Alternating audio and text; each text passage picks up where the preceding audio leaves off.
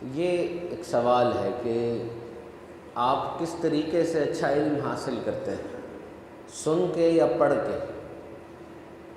You acquire knowledge by reading اور by listening. آپ سب بیٹھے ہیں، میں بیان کر رہا ہوں، یہ بھی علم حاصل کرنے کا ایک ذریعہ ہے کہ آپ سن رہے ہیں۔ کتاب پڑھتے ہیں تو وہ بھی ایک ذریعہ ہے۔ یونیورسٹی آف کیلیفورنیا کی ریسرچ کے مطابق ان دونوں طریقوں میں کوئی خاص فرق نہیں ہے۔ اگر انسان کے دماغ کو دیکھا جائے تو وہ سن کر بھی اچھا علم حاصل کرتا ہے اور پڑھ کے بھی اچھا علم حاصل کرتا ہے، یاد بھی اس کو رہ جاتا ہے۔ ہاں، جس موضوع کے بارے میں کلام کیا جا رہا ہے وہ موضوع بھی دیکھنا ہوگا۔ اگر کوئی حساب کی بات کی جا رہی ہے، فزکس کی بات کی جا رہی ہے، مشکل فارمولے لکھائے جا رہے ہیں، تو ظاہری بات ہے پھر کوئی استاد سامنے ہوگا، سنا رہا ہوگا تو زیادہ آسانی ہو جائے گی۔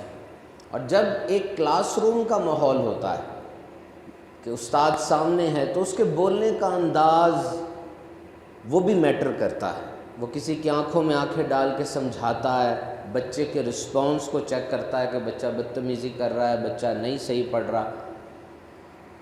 تو بہرحال دنیا کے اندر اب بہت سے لوگ جو پہلے کتابیں پڑھتے تھے، اب انہوں نے کتابیں سننا شروع کر دی ہیں۔ They have transferred their mode of learning from reading to listening۔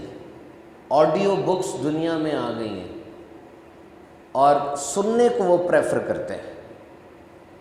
لیکن یہ آپ کا اپنا مزاج ہے۔ کبھی کبھار انسان پڑھ رہا ہوتا ہے نا، یقین کریں پڑھتے پڑھتے کچھ اکتاہٹ سی ہو جاتی ہے تو وہ سننا شروع کر دیتا ہے، اور سنتے سنتے بھی کبھی کبھار بوریت ہو جاتی ہے تو وہ کتاب پڑھنا شروع کر دیتا ہے۔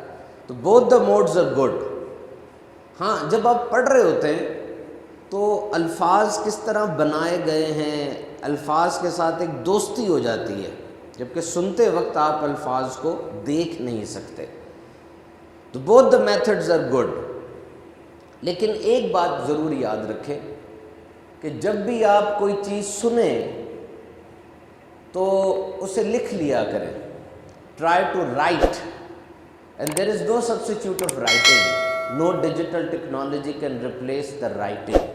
کیونکہ آپ کے ہاتھ جب لکھتے ہیں اور آپ کے ہاتھ جب میسج لکھتے ہیں یا آپ پین پکڑ کے لکھتے ہیں تو آپ کا دماغ ری وائر ہوتا ہے، آپ کے دماغ کو وہ حرف بنانا آتا ہے اور سارا کچھ اس طریقے سے ہوتا ہے۔ قرآن مجید میں آیا یعنی وہ رب بڑا کریم ہے جس نے قلم کے ذریعے لکھنا سکھایا، جس کے ذریعے غائب امور کی پہچان ہوتی ہے۔ حضرت عبداللہ بن عمر رضی اللہ عنہ سے روایت ہے، میرے آقا نے فرمایا علم کو قید کر لو، علم کو قید کر لو۔ عرض کی یا رسول اللہ اسے قید کرنا کیا ہے؟ فرمایا علم کو لکھ لینا اسے قید کر لینا ہے۔ کسی کا قول میں نے پڑھا، بڑا اچھا لگا کہ جو کچھ میں نے سنا لکھ لیا، جو لکھا یاد کر لیا، اور جو یاد کیا اس نے مجھے فائدہ پہنچایا۔ بڑے بڑے علماء جنہوں کو لاکھوں احادیث یاد تھیں، ان سے کسی نے پوچھا کہ یہ کیا وجہ ہے کہ آپ کو یہ یاد رہتی ہیں؟ تو وہ فرماتے ہیں کہ باقی وجوہات تو اپنی جگہ، لیکن ہم بار بار اس کو پڑھتے رہتے ہیں۔ تو اگر آپ کسی جگہ پر آئیں اور آ کر آپ کوئی چیز سنیں، اگر وہ چیز آپ کو پہلے سے آتی ہے تو سبق پکا ہو جائے گا آپ کا۔ اگر وہ نئی چیز ہے تو یہ نعمت ہے کہ نئی چیز سیکھنے کو آپ کو مل رہی ہے۔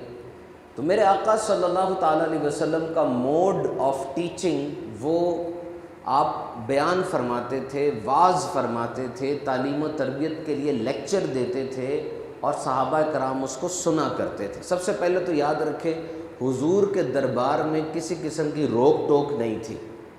فقیر بھی آتے تھے، امیر بھی آتے تھے، غریب مسکین بھی آتے تھے، دولت مند بھی آتے تھے، اور وہ لوگ سوال کرتے تھے۔